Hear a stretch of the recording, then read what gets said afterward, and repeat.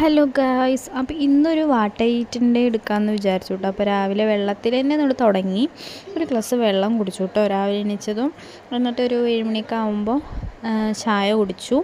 എന്താ വെച്ച് കഴിഞ്ഞാൽ ഞാനിന്ന് നേരത്തെ കുളിയൊക്കെ കഴിഞ്ഞിട്ടുണ്ടായിരുന്നു. അപ്പോൾ നല്ല വിശപ്പുണ്ട് കേട്ടോ. അപ്പോൾ ഞാൻ ചായ കുടിച്ചു. പിന്നെ ഒരു 9 മണിയൊക്കെ ആകുമ്പോഴേക്കും ചോറും കോളിഫ്ലവർ വറുത്താണ് കേട്ടോ കഴിച്ചത്.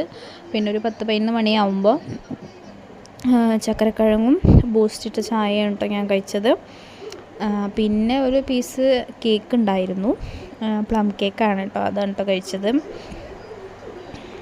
പിന്നെ ഒരു ചെറിയൊരു കേക്കും ഉണ്ടായിരുന്നു, ഒരു ഡപ്പയിലാക്കിയിട്ടുള്ള അങ്ങനത്തെ ആ കേക്ക്, അതൊരു സ്പൂൺ ഉണ്ടായിരുന്നു, അത് കുറച്ച് കഴിച്ചു.